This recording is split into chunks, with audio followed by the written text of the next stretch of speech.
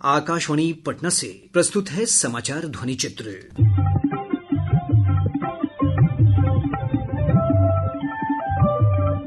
आज के इस अंक में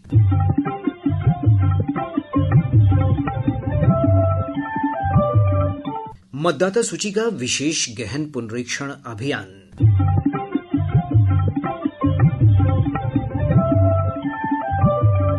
बिहार को 4 नए अमृत भारत ट्रेन की सौगात,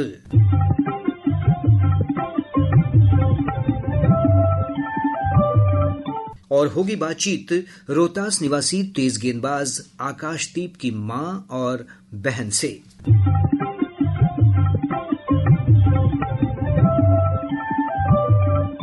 प्रदेश में मतदाताओं की सक्रिय भागीदारी से मतदाता सूची का विशेष गहन पुनरीक्षण अभियान जारी है। चुनाव आयोग ने स्पष्ट किया है कि विशेष गहन पुनरीक्षण को लेकर पूर्व में जारी दिशा निर्देशों में कोई बदलाव नहीं किया गया है। इधर हमारे संवाददाता ने बताया कि एक ओर जहां घर घर जाकर लोगों से गणना प्रपत्र जमा लिए जा रहे हैं, वहीं ऑनलाइन भी गणना प्रपत्र भरकर जमा करने के लिए मतदाताओं को प्रोत्साहित किया जा रहा है।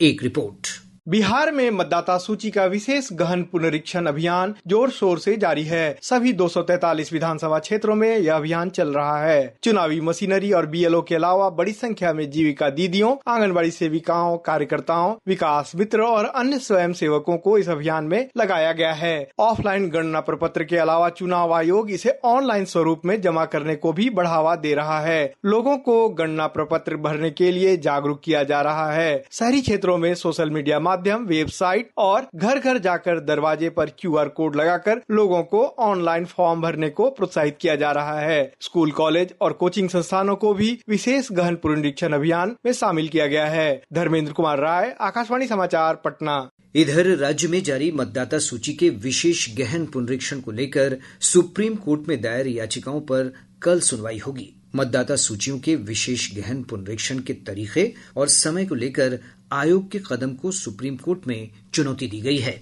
पुनरीक्षण अभियान को लेकर राजनीतिक दलों की बयानबाजी तेज हो गई है। राजद के वरिष्ठ नेता तेजस्वी प्रसाद यादव ने कहा कि इस मुद्दे को लेकर जो शंकाएं जाहिर की गई थीं, उसका अभी तक समाधान नहीं निकला है। 5 जुलाई को इलेक्शन कमीशन गए थे, वहां अपनी बात को हम लोगों ने रखा, लेकिन चिंता इस बात की है कि कोई सवाल का कॉन्क्रीट जो जवाब आना चाहिए, स्पष्टीकरण जो आना चाहिए, क्लैरिटी जो होना चाहिए, वो हम लोगों को अब तक नहीं मिला है। चुनाव आयोग एक दिन में 3 अलग अलग दिशा निर्देश जारी करता है, यानी चुनाव आयोग खुद ही कंफ्यूज है। एआईएमआईएम प्रमुख असदुद्दीन ओवैसी ने कहा कि गहन मतदाता पुनरीक्षण के लिए निर्वाचन आयोग ने बहुत कम समय अवधि निर्धारित की है, जिस कारण प्रवासी लोगों को काफी परेशानी हो रही है। हमारे पार्टी के डेलीगेशन ने चीफ इलेक्शन कमिश्नर साहब से मुलाकात की। हमारा पहला उनसे पॉइंट ये था कि ये एसआईआर जो हो रहा है, पॉलिटिकल पार्टी से कंसल्टेशन नहीं किया गया। कई ऐसे लोग बिहार के जो माइग्रेंट लेबरर्स हैं, देश के कोने कोने में काम कर रहे हैं, अब उनका राइट तो वायलेशन हो जाएगा। आर्टिकल 19 के तहत तो उनको एम्प्लॉयमेंट के लिए निकले हैं, अब उनके नाम के इंक्लूजन के लिए क्या स्पेशल मैकेनिज्म होगा। भाकपा माले के महासचिव दीपांकर भट्टाचार्य ने कहा कि मतदाता सूची का गहन पुनरीक्षण अभियान संवैधानिक प्रावधानों के खिलाफ है। ये तो चुनाव आयोग ने कहा कि नागरिक ही वोट डाल सकते हैं, तो अगर आप किसी को वोटर लिस्ट से आप नाम हटा दे रहे हैं तो वोटर ही नहीं रहेंगे, तो निश्चित तौर पर कल कहा जाएगा कि आप नागरिक नहीं है, क्योंकि नागरिक वोट डाल सकते हैं। इसीलिए ये खतरा सिर्फ मतदाता सूची के लिए नहीं है। तो मतदाता सूची से नाम हटेगा, धीरे धीरे नाम हटता चला जाएगा। हर जो भी लोगों के पास अधिकार है, हर अधिकार से वो वंचित होते चले जाएंगे, नागरिकता से वंचित हो जाएंगे, वो डाउटफुल नागरिक कहलाएंगे। भाजपा के राष्ट्रीय प्रवक्ता सैयद शाहनवाज हुसैन ने कहा कि विशेष गहन पुनरीक्षण अभियान की आड़ में राजद आगामी बिहार विधानसभा चुनाव में अपनी हार का बहाना खोज रही है।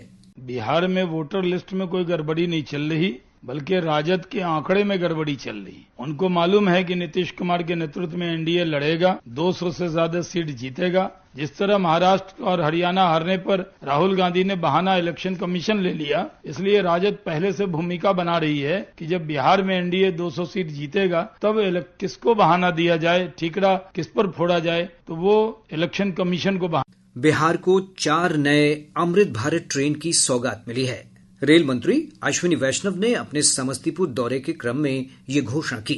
इन ट्रेनों का परिचालन पटना से दिल्ली, दरभंगा से लखनऊ, मालदा से लखनऊ और सहरसा से अमृतसर के बीच किया जाएगा। पटना से दिल्ली के बीच में डेली अमृत भारत एक्सप्रेस चालू करने का निर्णय लिया गया है।